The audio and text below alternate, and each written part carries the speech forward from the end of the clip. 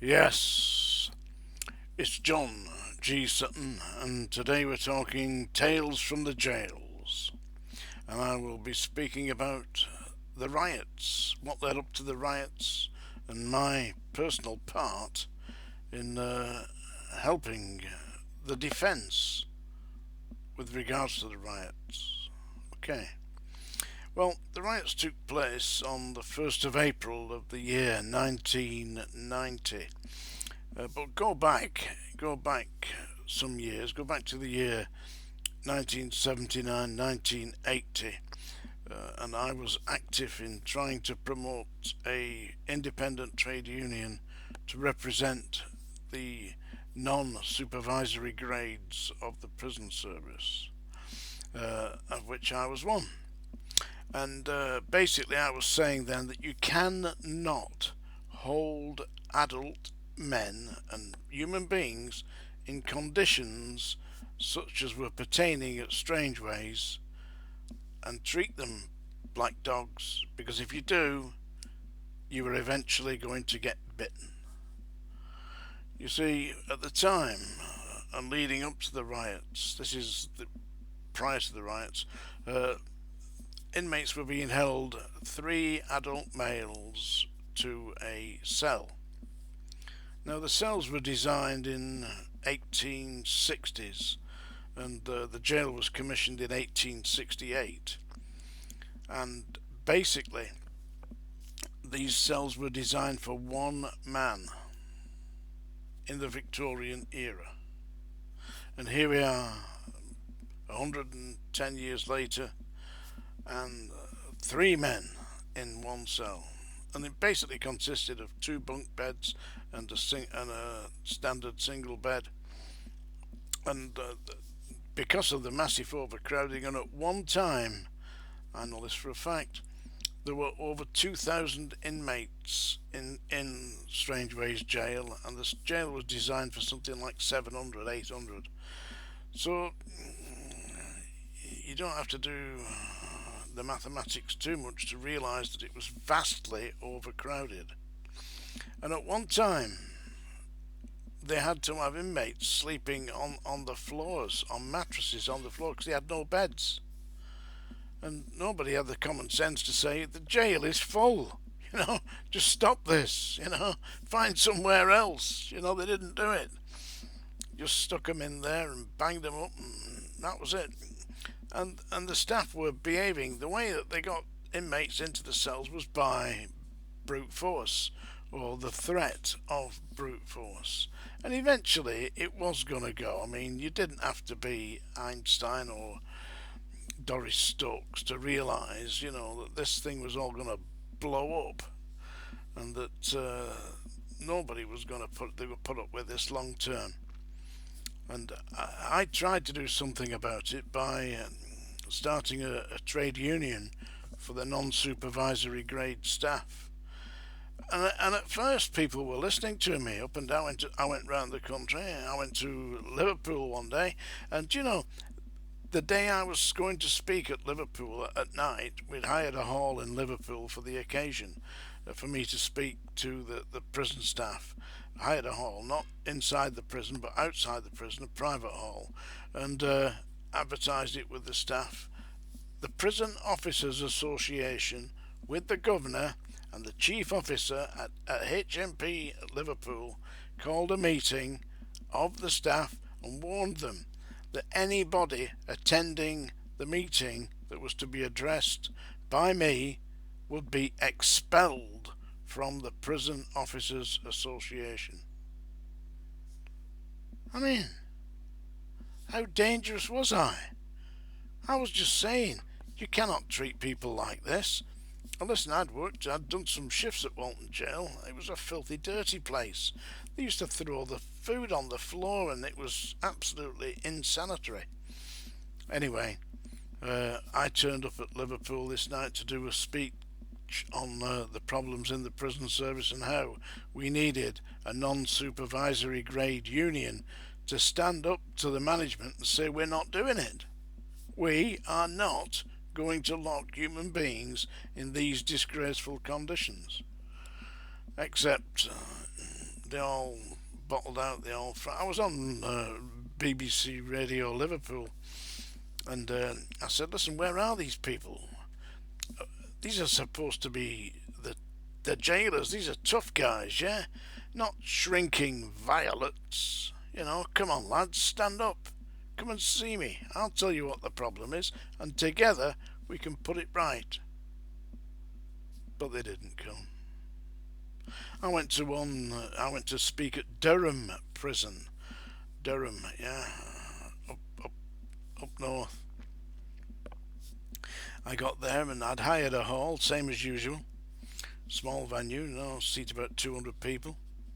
I turned up, and outside the venue there were people taking names. These were chief officers.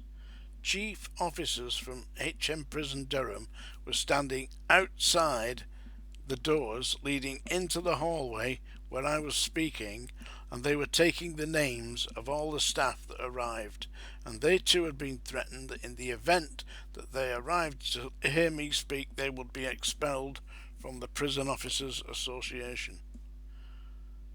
This is diabolical intimidation, and not only that, the Prison Officers Association told everybody that I was being funded by Colonel Gaddafi of Libya. And I'm being funded by anybody. The only people who put any money up to pay my expenses to go here, there and everywhere were the staff at Strangeways who were supporting me. And they were supporting me until such a time as all this nonsense came out, and the lies about me being a bloody communist, and everywhere I went they were singing, "When the red robin comes bobbing along, along." I was supposed to be a communist. I ain't a communist. It's common sense. You cannot treat people like animals, otherwise you're going to get bitten. And that's what happened with Strangeways, yeah?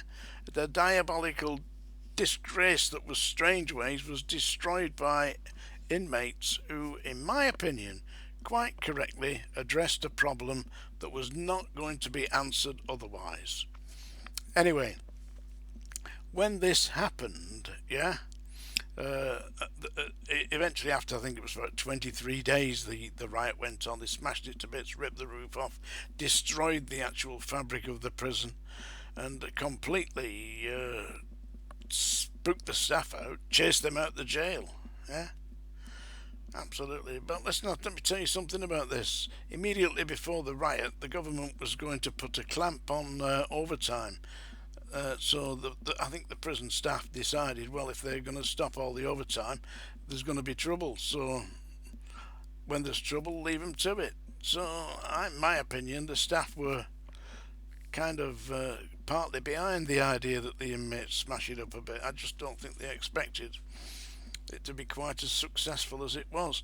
So anyway, I'd left the prison service by this time, but I got a call from the solicitors who were acting for the inmates who were prosecuted for rioting, and they were taken to Crown Court and charged with mutiny and treason and all sorts of nonsense they threw at them. And they asked me if I would go and speak for the defence, against the Crown, by the way. And I had been an officer of the Home Office, a prison officer. Anyway, I agreed to go and stand up and speak, and I went and spoke in Crown Court on behalf of the defence, and specifically stated, that in my opinion, that the only way to deal with this situation, which was an abuse of human rights, was to smash it to pieces. And that if I had been subjected to that kind of treatment, that's what I would have done. And eventually the barrister prosecuting on behalf of the Crown, the government, his name was Brian Levison.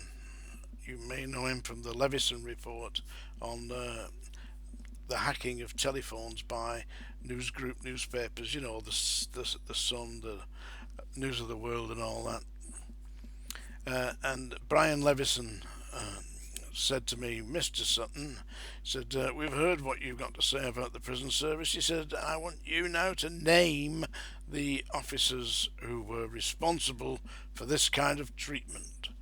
And I said, well, with due respect, sir, I'll tell you. I said, but at the top of the list, you have to put the name John Sutton, because I was a party to it. I was part of that. I actually forcibly injected inmates against their will with psychotropic drugs. I admitted I was doing it on behalf of the doctors that had told me to do it. I said, and one of the senior doctors behind it was the senior medical officer, and I was just about to name him when Brian Levison said to me, "Stop, Mr. Sutton, stop." He said, "Thank you very much. There are no further questions." And that was the end of that. They shut me up. Anyway, I did stand up and make my point, and believe me, the court at Manchester Crown Court, my evidence was heard in camera. That means there were no reporters present and no members of the public. It was just the jury and the court and the officers of the court.